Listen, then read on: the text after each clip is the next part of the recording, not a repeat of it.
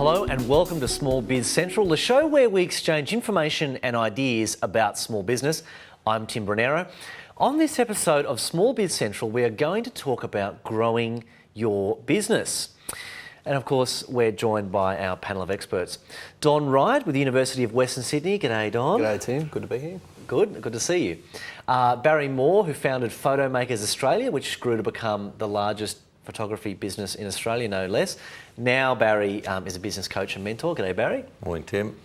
And Jack Fraenkel, chairman of the Greater Western Sydney Business Enterprise Centre. It's a bit of a mouthful. How you going? Very well, thanks, Tim.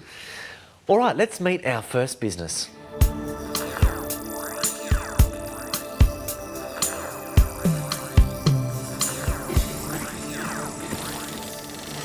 Hi, I'm Mark Hennessy, one of the owners of Soul Sports here in South Penrith, a business that I started with my two partners, Steve and Brad, literally in mum and dad's backyard, and have travelled over the last 18 years to where I am today, where we are today, in our premises in South Penrith.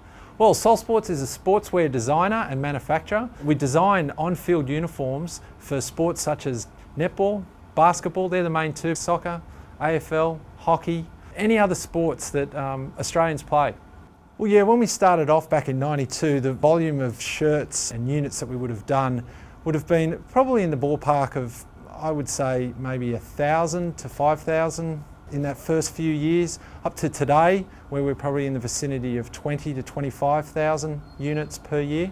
When we first started, it was the traditional style of screen printing, and over the years it's moved into the digital sublimation printing, and it's something that we've had to buy in large format printers and presses and invest in that technology to stay up with and in front of the market. Whilst it moved in that direction, we still do have a customer base that has that demand for the traditional screen printing. So we still do have the equipment, the inks and the staff that handle that side of the business. Our fabric is Australian made, and it's something that our production team continue to investigate and look at, finding the best material to supply to the teams. Ink is the other main raw material, and it's something that we've continued to look at and try to keep that cost down, because it is a very high cost item in the manufacturing process. Well, we have 5 full-time staff here throughout the year, but obviously we have peak periods reflected in when the sports. Winter sport is a big one for us in our turnover. So in those peak periods, we have the 5 full-time staff, but we have contractors that we work with to cope with the overflow of work. Internet and our website is where our business is growing from, and it's something that we continue and are looking now, even at the moment, to invest more in, make our website more attractive. Our website is top 10 on Google searches for basketball uniforms and netball uniforms. Our biggest challenge at the moment is staying competitive. We're competing against, in a lot of cases, importers. And it is really hard to match their prices. We can match them on quality, we can match them on service, but unfortunately some of our clients are just looking at price. So it really is our greatest challenge, and it's something that we're continuing to work on and trying to overcome. Today we do have a business plan. As basic as we want to grow the business, but we're now looking at the markets that we want to grow into, which would be basketball and netball and other sports. Over the last 18 years, we feel that we've really built a good foundation, and it's something now that what we want is quicker growth and spreading the Soul Sports brand into other states. Well, Mark's got a fantastic business there in South Penrith, employing 5 people. He's already said to us that he knows he needs to kind of step away, give up some of those administrative duties so he can hit the road and do some more sales. Guys, what do you think of the business? Don? Yeah, it looks great. I think it looks like a great business, and that's a tough industry. I mean, textiles, clothing and footwear, that's a very difficult industry. Lots of international competitive pressures there. But there's lots of good signs. He's investing strongly. He says he's got a business plan. He's got a good focus on his online presence. So lots of good things there, but I can see it's a business in transition. His volumes were smaller. He's moving up, looking for some bigger work. He's going to face a new set of pressures. So yeah, lots of challenges on the horizon there. Barry, what do you see? Very commendable business. Fact that they're manufacturing and doing everything here in Oz and selling throughout Australia, obviously. But as he's identified there, some of his customers are now buying on price. So, that's going to be his challenge as he's moving forward. But he's been in business 20 years. Obviously, it must be profitable, and I'm sure there are ways that we can come up with today to help him continue to grow. Jack, you meet businesses like this all the time. Yep. They come to you at the Greater Western Sydney Business. Just call it the BEC. The to BEC, make life very simple. and they need some advice. What do you see? Well, looking at Mark's business from what we've seen, he's already identified the market that he wants to move into. So now it's a case of doing the research on that market to find out who the players are. And he's talking nationwide. It may be that he needs to appoint an agent in one of the other states. There's a variety of things that we can look at, but certainly the fact that he's identified where he wants to grow is fantastic. It makes it a lot easier for us. What about adding value? I mean, he wants to reach more people. He wants to sell. I mean, we've talked earlier about, the difference between selling new products to new people or selling. I mean, walk us through that aspect. Okay, business growth, it's are we going to sell more of the same product to a brand new bunch of customers? So we've now got to expand who we talk to. Do we bring brand new product in and sell it to our existing customers, or a combination thereof? And what I'm seeing from Mark's business, he wants to sell an existing product in greater volume to new client bases. Okay. So look, adding value is a really important part of this, isn't it? I mean, he does his own design. They started as t-shirt designers, so he does a lot of design. He's got that customer service. He knows where he's going with that. And of course, he can also say to people, look, we're really flexible. We're not getting our stuff from India and China. We can do small orders. We can do follow-up orders. And we're really quick. It doesn't take 6 weeks. It only takes, we can have it to you next week, Yeah. I'd like to see him build on that innovative aspect of the business rather than just more of the same to more people. Yep. What else can he do with his offering to refine it, maybe offer another part of the service? Maybe that some of those international competitors would struggle with. Give him a point of difference to that international competition, so you're not just competing on price. Yeah, exactly. His differentiation right now is the fact that he is Australian made and distribution and speed, etc. But I think they've got the three guys have got to go back to the drawing board and say to themselves, what is our plan for the next 3 years? You've mentioned a couple of things there. They're probably doing, in fact, I saw one of the leading three licking a postage stamp and putting it on. I'm sure someone else can do that. So maybe they've got to go out and meet more customers and press the flesh and build those working relationships, which we all know is part of being in business. All right, now Mark is part of this conversation. He's got a question for you guys. Let's hear it. My question to the panel is, whilst we continue to grow our business and we're happy about that, we want to accelerate that growth, and putting our hat in the ring for these big tenders, we keep missing out on them because we're up against overseas manufacturers. So I'm really wanting to know, or we're really wanting to know, is how do we stay competitive and win those big tenders? So those points of difference are really important. We've talked about Australian made, the fact that he's employing 5 people, Natalie, Carla, down there in the factory.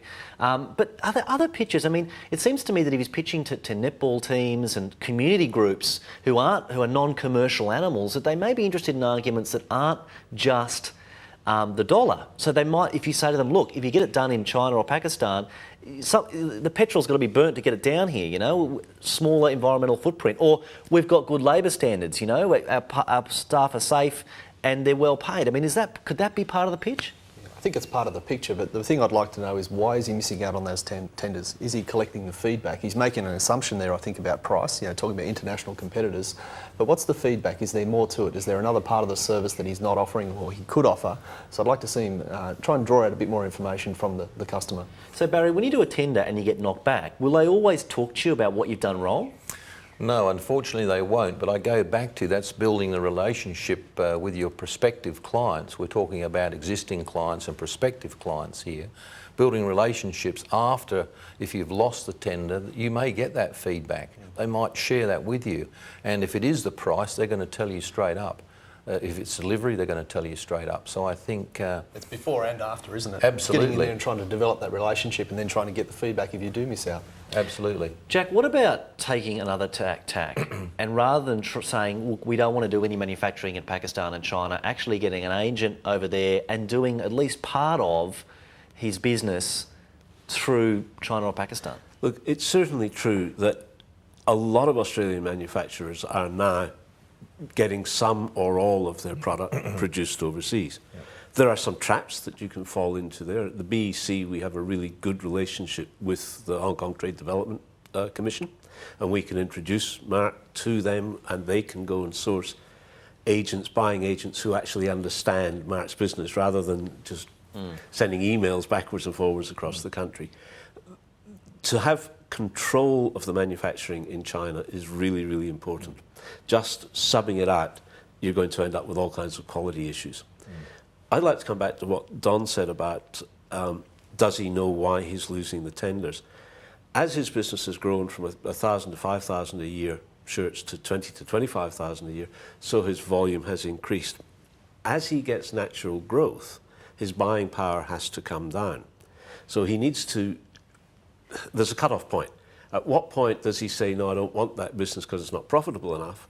Or do I want that business, even though it's not as profitable as I'd like it to be, it'll put my overall buying power up, therefore I can pick it up on the smaller runs. What about marketing? We've had some ideas about not trade journals, but some of the, because he is doing amateur sports. Is there amateur sports magazines or online? He can do some stuff online. You know, obviously he sponsors some of those sporting clubs and associations, but you know, he could start to do things like put a newsletter online or create a community around his website to try and make that you know, a point of interest for the association or for the sport. And again, to add to Don's point, there is an existing website called Real Time, who already do the newsletters for probably 30% of the sporting clubs in Australia. And their whole purpose for existence is to produce newsletters. He needs to create a strategic alliance with them or an organisation like that, a print organisation or whatever, and create those strategic alliances, people with the same customer, but with a different product. So maybe even calling them and saying, look, if you need a quote, if you need to get into the editorial pages, you know, I'm your guy. I can comment about the industry, the state of amateur sport. I'm your guy to go for some commentary. Adding value just beyond your product. Yeah. Okay, and maybe there's some efficiency gains there as well in terms of volume and being able to buy. All right, let's have a bit of a break and we'll be back shortly.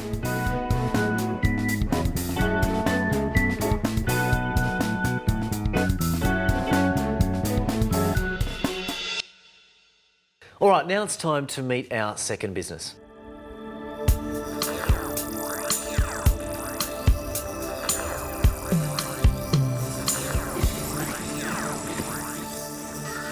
Hi, my name is Phil Gallo. I own Gallo Hair in Darlinghurst, East Sydney. I have owned this salon now for 7 years. I have 8 staff and we are a high-end hair salon. We chose the outset of the cities and the lower part of Darlinghurst because we felt there was a gap here. There was no salons here. There's a lot of office buildings around here with a lot of passing traffic. So we thought this would fit us well to be in this area. So when I first started, I opened the salon. I was purely a technician. I had one assistant with me, and as we grew and we got bigger, I had to learn how to grow that business and hire the specific right people to fit into this space and to be a manager and also an entrepreneur, and also learn about marketing and PR and how to get more people through my doors. And that was quite a challenge because I didn't know how to do that. A lot of my time was invested in being the technician in the salon as opposed to having to do the other stuff that was necessary in a business in general. Hairdressing is very personalised. A lot of the clientele do come to see me specifically. With the customer service and looking after the clients, the way I always thought about it was pretending that I was the client. It was everything from the aesthetic of the space to the ambience of the music to the servicing that we gave to the clients, from our technical skills to our refreshments that we offered. We wanted people to leave here and say we enjoyed that experience, and then to recommend, which is our highest form of marketing, was other people recommending, word of mouth. So one of the challenges I had was hiring staff. The biggest challenge was to be a boss, but be a contemporary boss. Somebody that I got the best out of them and they got the best out of me, and we worked in a great synergy together. With this particular business, I never had a business plan. I wasn't business savvy at all. So I just came in, opened the doors and faked it till I made it, sort of thing. And it's worked out really well. But in saying that, now I'm a lot more precise in my decisions and the things I choose to do, because I can't just wing it anymore, because what I learned in the first years of my business was winging it would cost you money sometimes. So I hired a good accountant, a good lawyer, a good office administrator, not full-time, just sort of contracting, 1 day a week or once a month even for some of them. But they gave me the advice that I needed so that I was going along the right way. Instead of spending money on advertising, I chose to go down the line of public relations, so I hired a publicist. We would invite the beauty editors here to come in and get their hair done, and then I would talk to them about what we're doing. And if they ever needed any quotes for any of the magazines, any tips or tricks, I would give them to them, and people would see myself or any of my staff who would give them quotes in the magazines, and that would give us a profile so people would want to then come to us because we were showing people that we were experts in our field. The new project that I'm thinking about at the moment is a kids-specific salon, so a salon just for kids between the age of 0 and 13, where we'd have amenities for those kids, play areas. We do children's parties where we put vanity mirrors in front of them, gave them hair accessories, did their hair up. We would do lice treatments for the family and for the children, and yeah, make it really kid-friendly and also parent-friendly, because the parents would have to be bringing the kids here. So it's a model that's been done in America and it's quite successful, and we just want to bring that model here with our own personalised touch.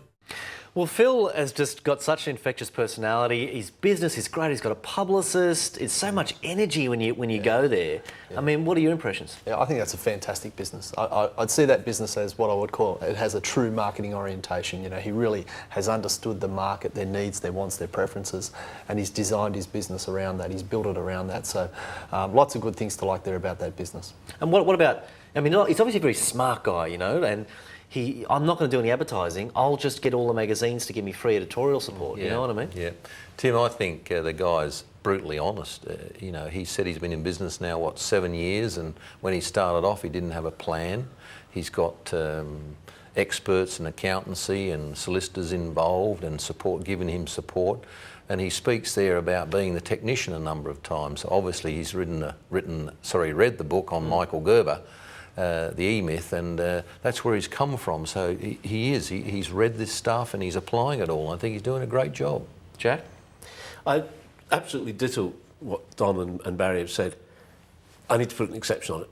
And the exception on it is the owner of a salon doesn't make money or earn money standing behind the chair cutting hair. The owner of the business earns money by making his staff his frontline customer and giving those people the heads to work on to make money for the business as a whole. He clearly hasn't as yet separated himself from his business. And I understand that. That's a massive change. That's what he's going to have to work on in the next few months. But Jack, it's a very intimate thing getting your hair cut. And a lot of his clients and friends overlap, or clients have become friends have become clients. How does he do that? Well, as you can tell, I use hairdressers regularly, so but simply put, yes, there's this absolute customer intimacy that you've just described, and it's scary for the ladies to, you're going to give me to somebody new, and so on and so on. That can be managed, and it can be managed as a transitional thing. He can't just walk away from his business. That's not what I'm suggesting, but he does have to, over the next few months, remove himself, introduce his personal clients to the stylists that he thinks will suit them best, supervise that role, and ensure that the client is happy, because we don't want to lose clients. He's spent 7 years building up the clientele he's got. We've got to make sure that he retains that. Yeah. Don, so what does that mean? I mean, does it literally mean walking around with other stylists, getting their opinion while he's cutting a client's hair that he's trying to transition, swapping notes? Because, some clients don't want to talk. Yeah. Some, that's right. Want to talk. So does it mean that kind of corporate knowledge is going to be passing it on fastidiously? Yeah. I think it is all those things, but it's also bringing it back to what works for him, what has been successful, what are those key success factors that he can infuse into his staff and build the culture of the organisation so that it doesn't really matter who cuts your hair. You get the same level of service and quality and treatment. But yeah, looking at the specific things he could do is profile the stylists. You know, bring them in when he's cutting someone's hair and get an opinion. Start to slowly introduce them, because it is a sensitive issue in terms of that relationship has been established. It is built around him. It is a process that he has to work through to manage that transition across to his other stylists. He could even involve some of his clients and make them aware of what he's trying to do, and I'm sure they're going to give him some very good tips on how the transition perhaps could take place. Or it very well may be that instead of working 5-6 days a week in cutting hair, he's going to be doing 1 day. But I think if you talk to people about it and explain what you're trying to do, they're going to end up and really try to understanding. collect feedback. Once he's transitioned them, try to get feedback. Yep. To make sure that they're happy. Yeah. All right, now let's not leave Phil out of the conversation here. That would be rude. Let's see what he's got to say. My question to the panel is this. I want to go and start a new business, but I still want to give my current clients myself and my time and my technical skill here, and I don't want to drift away from that. How do I go and start a new successful business and divide my time between that new venture and my current business? I love this second business idea. I know you guys too, but he talked about the technical skill there. Does he need to pass those skills on to other stylists in the salon so that he's literally showing them how he does it, you know, putting on that whole kind of show about the specifics of this person's hair and how they like it, styles they've had before, really make a show of passing the client on to a new stylist? Absolutely, I think that's critical. As I said, he's got to infuse what has worked for him into his stylists. But looking forward at that new business, I think there's lots of challenges for him, but I think it's great that he's conscious of the fact that he's going to have an issue, and there's a reality in this situation. You know, it's not going to be perfect. He is going to have to make some sacrifices in his old business to move across to the new businesses, but it's how he manages that process. So he it's might really lose important. some clients because, I mean, I just want to underline this, for women, this is a very intimate thing. The hair is very important in terms of the way you actually look, and they might not want to go back and see someone And else. that relationship with the stylist is very critical. So for him to go and start a new business, take on a new challenge, is a big step. I know he's got a newsletter which he started putting on the bottom of the mirror, and it'll sort of. And I know he started to say Mondays and Tuesdays are a different crew, different stylists, and trying to. But maybe he can do more with that. Absolutely. I think, as I say, it's a transition process where he needs to bring those people across and make sure they're still comfortable and they're not feeling like they've been abandoned, because those relationships are really critical. Yep. And I think like when you take a photograph of somebody, perhaps there are numbers of photographers out there, but it's the style, and I'm sure it's the same with a hairdresser. You can cut hair, but it's you, your personality. I think he's got to continue to share with his stylist his own personality. But again, we need to ask the clients what they feel comfortable with. And we're saying this is a transition. It's not going to happen overnight. It may take up to 12 months. So Jack, has he created a rod for his own back in the sense that he's so ensconced in the business that it's now difficult for him to get away from the core of that? And Yes, because it's Gallo's hairdressing and his name's Gallo, he's created this mystique, the aura that he is the executive. And I'd like to use cooking as the example. You know, the executive chef, Neil Perry, as an example, has several restaurants of different types and styles and does all the catering for Qantas. Dramatically different businesses. And Phil's talking about this new business being dramatically different. It's a non-competing business. He's going to be working with children. He has to create the recipe, if you will, and be the executive chef for both businesses. And as Barry has said, he's not going to extract himself from his existing salon the day after tomorrow. This is a 12-month cycle, and it's important that he doesn't lose those ladies. So if he's very clever about how he manages it, he can retain them all. Don, now I'm worried about the actual nuts and bolts. He's starting a second business. How do you kind of quarantine the first business from it? I mean, you don't want to lose them both. As I say, there's certain realities to manage here. I mean, we didn't hear a lot about his financial situation, but obviously there's a lot of considerations there in terms of how he's going to fund the setup of this new business, and is he going to, use the existing business to manage that? Because it's completely new, isn't it? It's a different area. Yeah. It's for kids. It's not that kind of high-end eastern suburbs haircutting celebrity. I think that's why the planning process is so critical this time around, because there's a different set of market pressures and forces in that sector and that location. He's going to have to manage those very carefully. And in actual fact, you raise a good point, because I think we can all learn that when we're trying to expand or set up a parallel business, we should run it as a completely separate operation, because if not, some of the costs can get suddenly hidden. He's had 7 years now of developing a methodology of doing this business. He has got a good accountant on board, and I'm sure he's going to have a better business plan. He didn't have one before, so for him to plan this second one, it's going to be a lot easier and better.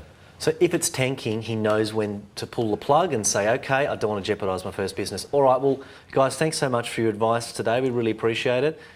Don, Barry, Jack, thanks for coming in. Okay, thanks. So, in summary, identify where you want your business to grow. Is it with new products, new customers, or a combination of both? As well as increasing your profits, business growth can cut your costs by allowing you to source materials in greater volume more cheaply. Define the point of difference between your business and your competition. Build relationships with existing and prospective clients. Add value beyond your product with online networking and newsletters. Separate yourself from the business. Work on your business, not in it. Let me thank our businesses. They were fantastic. It's a very intimate thing to let us into your business, and we do appreciate it. Of course, lots of online tools on our website. Plenty of links there, www.smallbizcentral.com.au. A lot of that stuff provided by the University of Western Sydney. We thank them very much as well. We'll see you next time.